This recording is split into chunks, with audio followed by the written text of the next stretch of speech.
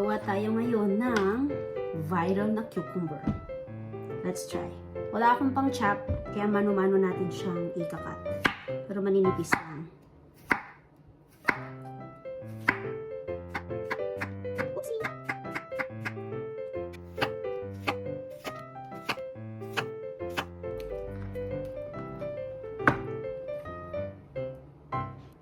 And then, meron tayong crab stick. Meron tayong crab stick. And then, meron tayong salmon. I-slice lang tayo ng konting kalahati lang ito. Baka kasi ma-overpower. Okay.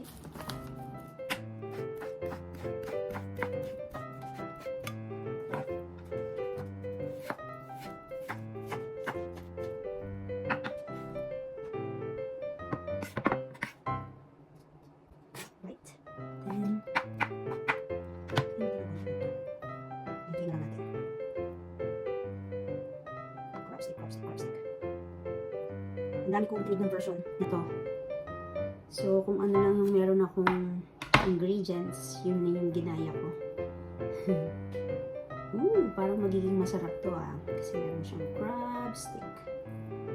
So, try lang muna natin to. Onion. Wala akong onion na red, so pagtsagaan na lang natin to. Check naman natin siya ng maliit.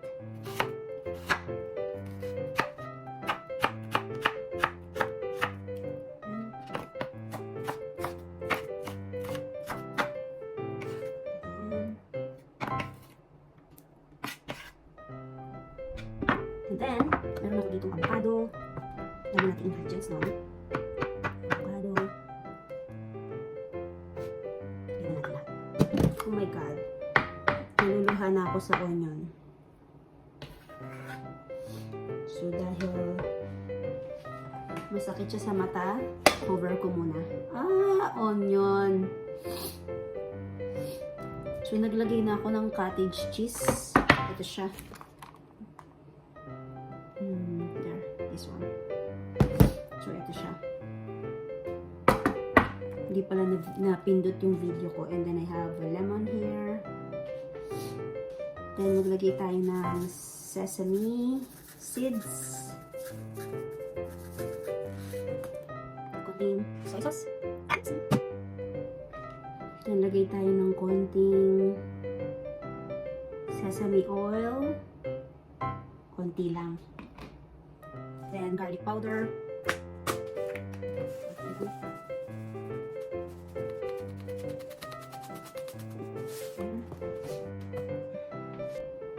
Niluha na ako sa onion. Then, lagay tayo ng salt and pepper.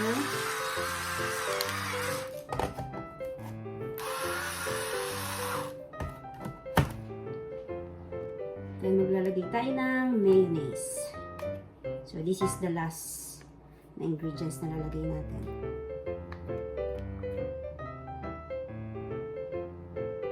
I don't know how much.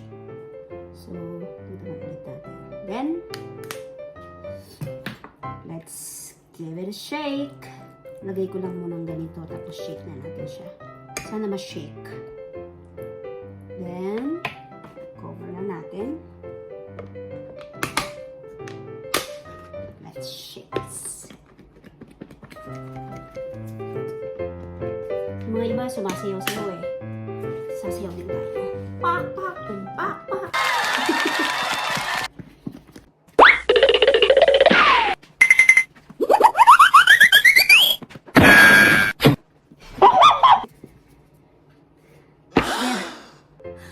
Exercise pala to. After ng exercise, bahin na natin. Siyempre, gagaya tayo na may chopstick din, di ba? Para makatotohanan naman. Malay mo, mag-iba yung lasa kapag may chopstick ka, di ba? Ano pa to? Hello Kitty pa yung chopstick natin, oh. Okay, let's try. Open sesame. Ooh. Wow. Wow. Look at that. Lang, lagay natin itong mga to dito.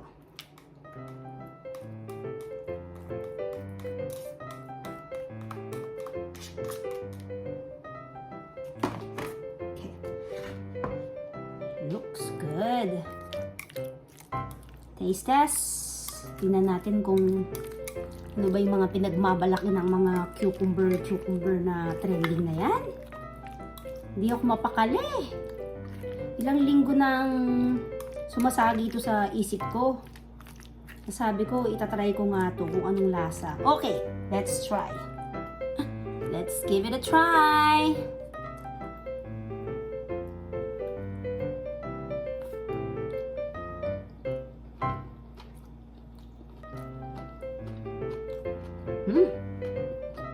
Not bad. Masarap siya. Perfect yung combination ng ng mga seafoods na nilagay natin. Like yung crab stick, salmon, tapos ito, yung cheese na nilagay natin. Tapos lasang-lasa ko yung sesame oil. Masarap siya. Kaya pala.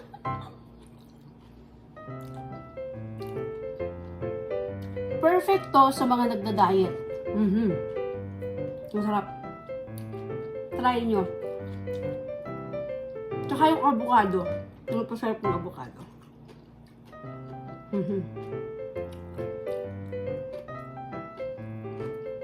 So, baka isang upuan ko to. Try nyo na sa bahay.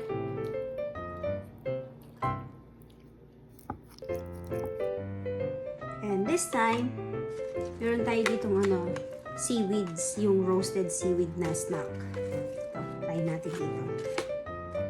Meron din ako dito tuna, pero try muna natin dito. Ito masarap.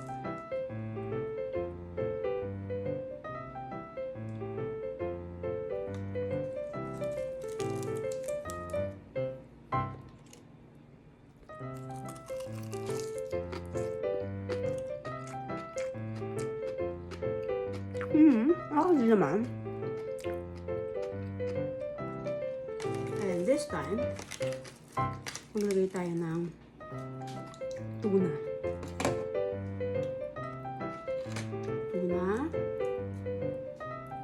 And then, lagay ulit tayo ng cucumber.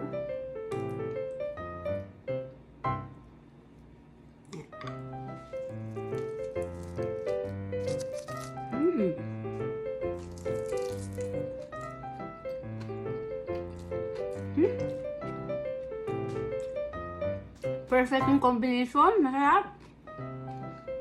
Masarap pala pag may tuna.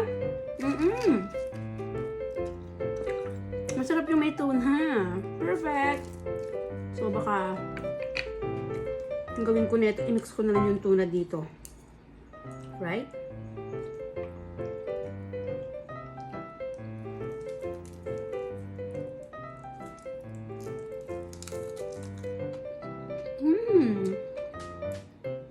Masarap sa may tuna.